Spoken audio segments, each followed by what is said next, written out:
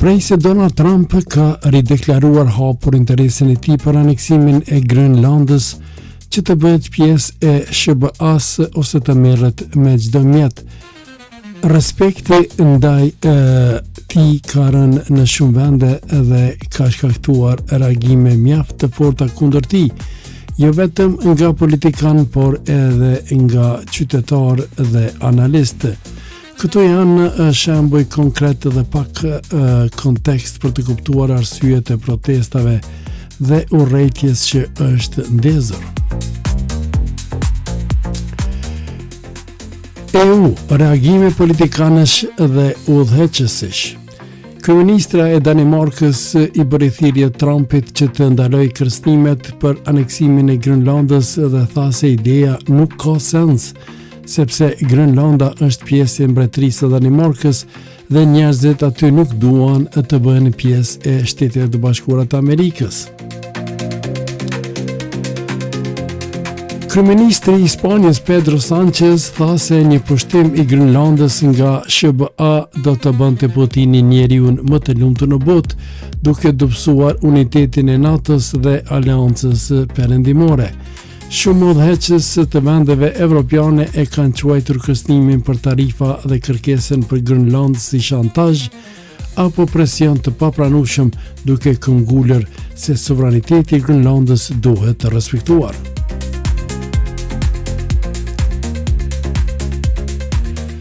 Protesta popullore dhe reagime qytetarësh.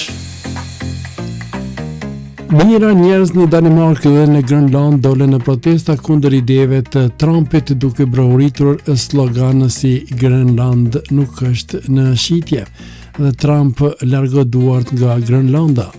Qytetarë nga nuk deri në Kopenhagen u bashkuan në demonstrata të fuqishme. Protestat shfaqin një ndjenjë të fortë kundërshtimin ndaj një shembulli historik të kolonializimit, ku një fuqi e madhe synon të marrë territorin e një populli tjetër pa pëlqimin e tij.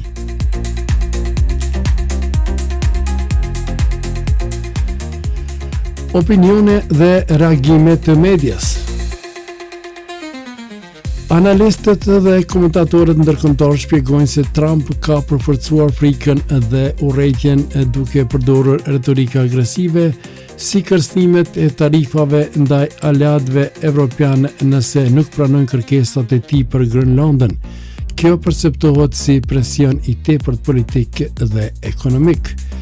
Gazetat dhe komentet ndërkombëtare shpesh flasin për krizë diplomatike midis SBA dhe aleatëve të NATO-s, e cila është pasuar nga dëshmi se shumë njerëz e shohin veprimin e Trumpit si një shkelje të normave ndërkombëtare dhe të respektit ndaj sovranitetit të vendeve të tjera.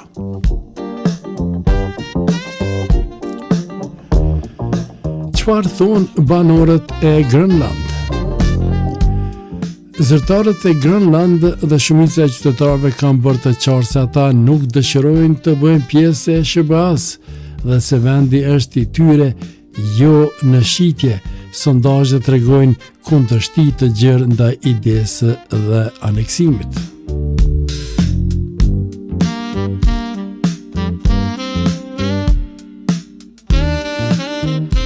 Në thelbe kritikat nuk janë vetëm ndaj Trumpit personalisht, por ndaj qasjes së tij politike që perceptohet si kërcënuese, presion ekonomik dhe mos respekt për sovranitetin e vendeve të vogla.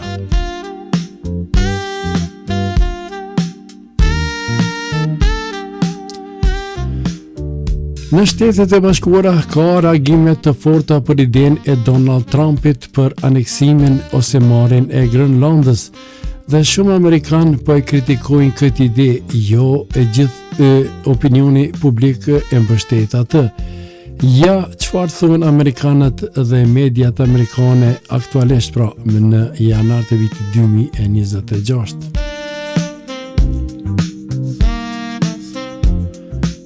Opinioni publik amerikan.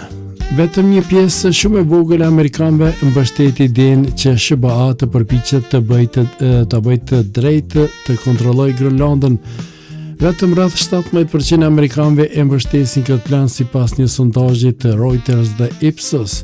Shumica madje kundërshtojnë përdorimin e forcës ushtarake për ta marrë ishullin.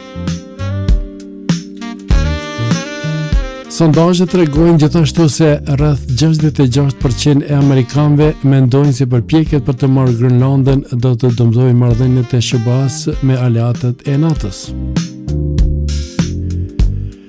Vetëm 4% janë dakord që SBA të përdorë forcë ushtarake për këtë qëllim. Këto shifra tregojnë se shumë njerëz në SBA nuk duan zgjerimin territorial me aneksim dhe veçanërisht nuk mbështesin një politikë agresive jashtë vendit për Grënlandën.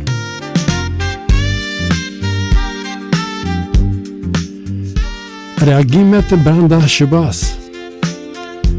Opinionet të ndryshme publicistike dhe media raportojnë se amerikanët janë të ndarë rreth politikës së jashtme të Trumpit dhe idesë për Grënlandën, por shumica janë të shqetësuar për dëmtimin e partneriteteve me vendet aleate, sidomos me Danimarkën dhe vendet e NATO-s, rrezikun e konflikteve ndërkombëtare, rrezikun e politikave të jashtme që duken si aneksime ose veprime të njëanshme.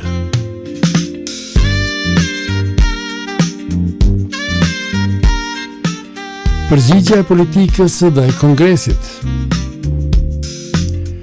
Edhe brenda Kongresit Amerikan ka zëra që kritikojnë qasjen e Trumpit duke pasur një koalicion dypartijak që përpiqet të bllokojë veprimet agresive dhe të mbrojë marrëdhëniet me aleatët në Evropë. Disa republikan dhe demokratë shprehin shqetësim se kërcënimet me tarifa dhe politika presioni diplomatik mund të dëmtojnë SBA-t. Disa amerikanë janë të habitur ose të nxehur. Raportet e medjave tregojnë se ndër disa komunitete amerikane reagimet ndaj pretendimeve për Grënlandën shkojnë nga habia deri te dëshpërimi ose tallja, sidomos kur ideja duket e parealizueshme ose e irriton aleatët historik të Shteteve të Bashkuara të Amerikës.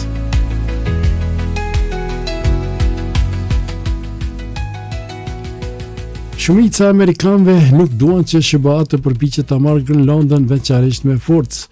Vetëm një minorancë e vogël e mbështet idenë e Trumpit për kontrollin e ishullit. Ka shqetësime serioze për dëmtimin e aleancave dhe rritjen e tensioneve ndërkombëtare. Në SBA, ky debat konsiderohet pjesë e një diskursi më të gjerë mbi politikën e jashtme të Trumpit, ku shumë amerikanë preferojnë që vendi të mos zgjas territorin përmes aneksimeve, por të ruaj partneritete strategjike dhe marrëdhënie të qëndrueshme me aleatët. Lexoj Hysni Baliu.